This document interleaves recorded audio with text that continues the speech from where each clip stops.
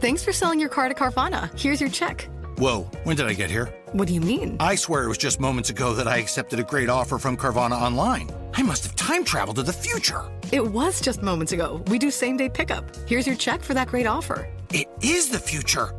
It's the present and just the convenience of Carvana. Sorry to blow your mind. It's all good. Happens all the time.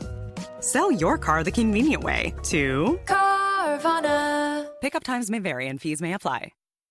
Go all in on fall with Abercrombie Kids. Their newest drop of on-trend outfits are ready for everything, from the bus stop to family bonfires. And it wouldn't be fall without football. Gear up the kids with officially licensed NFL tees and sweatshirts. Shop Abercrombie Kids this season in the app, online, and in-store.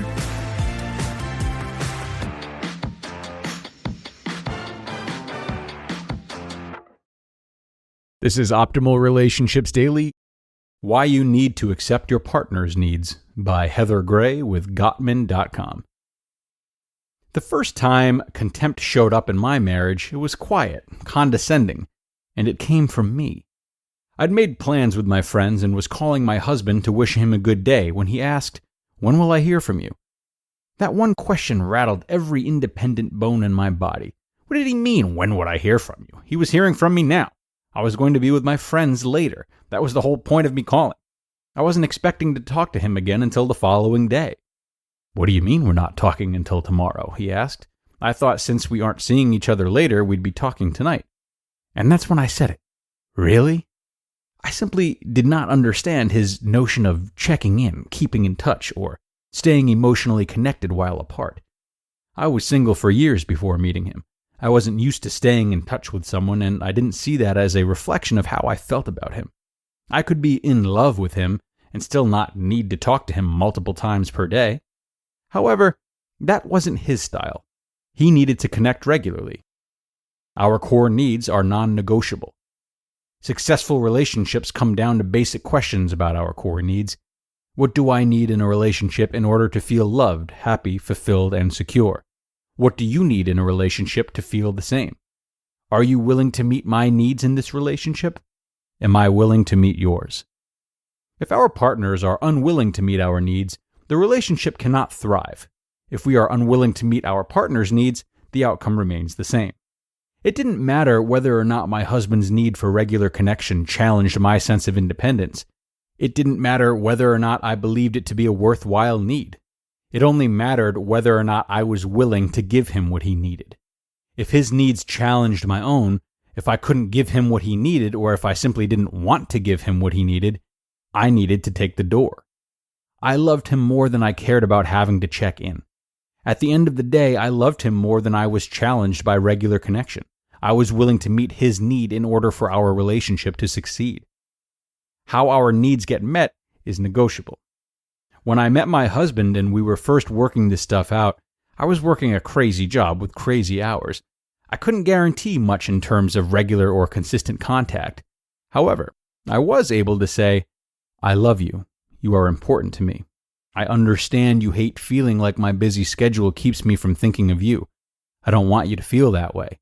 I'm going to keep in touch, and I need you to understand there's no way I can promise when, for how long, or how often I'll be able to do so." Here is the recipe for success. Communicate that you understand your partner's need and why it's important to them. Reiterate why tending to this is important to you. Be clear on your own boundaries and limits in meeting the need. Communicate what your partner can expect from you going forward. Check back with your partner that they understand your limits and are okay with them. This is taken from the Gottman-Rappaport Conflict Blueprint for Managing Conflict in Committed Relationships. Lasting relationships require flexibility. Working together to meet each other's needs is a dance that can create a meaningful and lasting relationship. Successful relationships require a solid friendship, so it helps in the beginning when needs can be met consistently to build trust and security between partners. When it comes to meeting needs, communication and compromise are a necessity. While my job is lower key now and less demanding in many ways than when my husband and I first confronted this issue, I still need me time away from my partner. Communication is crucial. "Babe, I know you like keeping in touch. I'm having a just get in my car and drive kind of day. I need to clear my head and unplug from everything and everyone. I'm heading out for a while, but I will call once my head is clear and let you know when I'll be back. Sound good? The key here is to take your partner's needs into account while expressing yours. If you don't communicate this, you run the risk of your partner thinking that you stopped caring, that their needs are only a priority when it's convenient for you, or some other unintended message. Sometimes your needs will conflict with one another, and you're going to have to talk about it, negotiate it, and come to a compromise together. Relationships thrive when needs are met and falter when they're not. That fact, quite simply, is non-negotiable. You just listened to the post titled, Why You Need to Accept Your Partner's Needs by Heather Gray of Gottman.com. At Sierra, discover top workout gear at incredible prices, which might lead to another discovery. Your headphones haven't been connected this whole time. Awkward. Discover top brands at unexpectedly low prices. Sierra, let's get moving.